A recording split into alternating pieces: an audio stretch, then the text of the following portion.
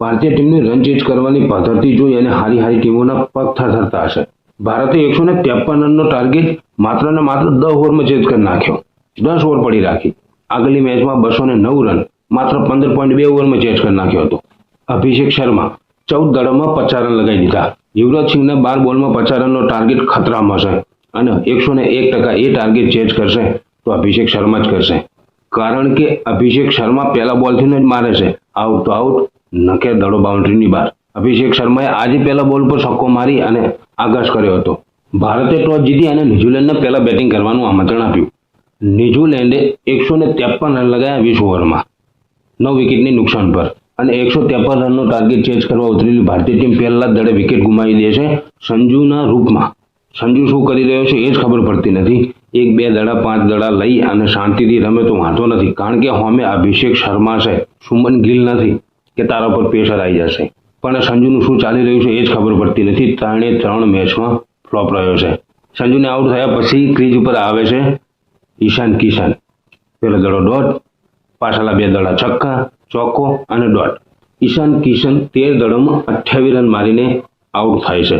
પણ એને બતાવી દીધું છે કે હું 5 દડા રમું કે 25 દડા રમું, 200-250ની સ્ટ્રાઇક રેટથી જ રમીશ. ટૂંક કરવાનું આપણામાં આવતું નથી. એના પછી અભિષેક શર્મા અને સૂર્યકુમાર યાદવ આ બંને જણાએ એ રીતના બેટિંગ કરે છે ને વાત છોડી મેલો. શરૂઆતથી ને જેવું હતું, આગલી 3-4 ઓવરમાં હરેક ઓવરમાં 16-17 રન લેતા હતા અભિષેક શર્મા અને ઈશાન કિશન. અભિષેક શર્માની બેટિંગ જોઈ અને વર્લ્ડની બધી ટીમોમાં ડરનો માહોલ છે કે આ બંદો ઉભો રહ્યો ને તો 300 રન પાર કરવામાં વાર નહીં લાગે ઇન્ડિયન ટીમને. અભિષેક શર્માએ 76 રન બનાવ્યા છે અને સૂર્યકુમાર યાદવ એમને પણ 57 રનનું જોરદાર યોગદાન આપ્યું છે. સૂર્ય પણ 2 મેચોમાંથી ફૂલ ફોર્મમાં આવી ગયો છે. એટલે ભારતને વર્લ્ડ કપમાં ખૂબ આસાની થઈ જશે, કારણ કે ઉપરના 4-5 બેટ એકદમ પરફેક્ટ થઈ જશે કે ગમે એવી સ્થિતિ હશે અહીંયાથી મેચ કાઢી અને બતાવશે.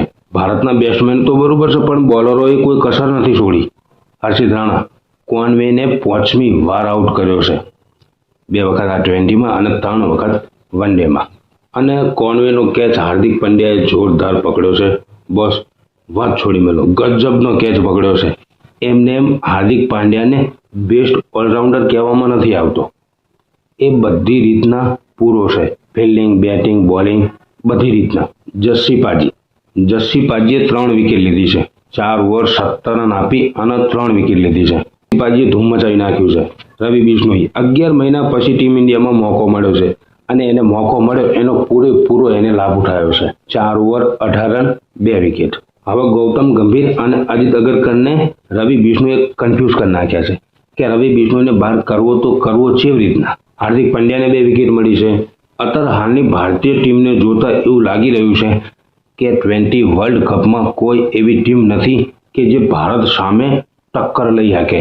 અને પાકિસ્તાન વાળા તો વિચારતા હશે કે આના કરતાં બાયકોટ કરી દીધો તો સારું હતું બાંગ્લાદેશની જેમ. કારણ કે જો આ અભિષેક, ઈશાન કિશન અને સૂર્યના હાથે ચડી ગયા તો ઓછામાં ઓછા 280-290 રનનો ટાર્ગેટ ફાઇનલ છે. અત્યારની સિચ્યુએશન જોતા મને લાગે છે જો પાકિસ્તાન ટોસ જીતશે તો પણ પહેલા બેટિંગ લેશે, કારણ કે એમને ખબર છે કે આપણી પોઝિશન છે 150-155 સુધીની. એનાથી વધુ રન ચેઝ આપણાથી થાય એમ નથી. એના કરતાં પહેલાં બેટિંગ લઈને આબરૂ બચાવી લઈએ, પછી ભલે અભિષેક શર્માની 7 ઓવરમાં ચેઝ કરી નાખતા હોય 150 રન, કહેવાય કે ડૂ હતી, ફલાણું હતું, ઢોકણું હતું એમ કરી નીકળી જવા ચાલે.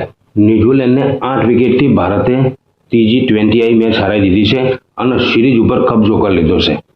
હવે જોવાનું એ રહ્યું ભારત 5-0થી આ સિરીઝ જીતે છે કે 4-1થી આ સિરીઝ જીતે છે. મારી તો ઈચ્છા છે કે ન્યુઝીલેન્ડ વાળાને વ્હાઇટ વોશ કરે, 5-0થી હરાવે. એમને બી ખબર પડે ને કે કોની અમે ટક્કર લીધી છે. મિચેલ સેન્ટન આગલી મેચમાં કહેતો હતો કે અમારી પહેલી બેટિંગ આવશે ને તો 300 રન મારવા પડશે.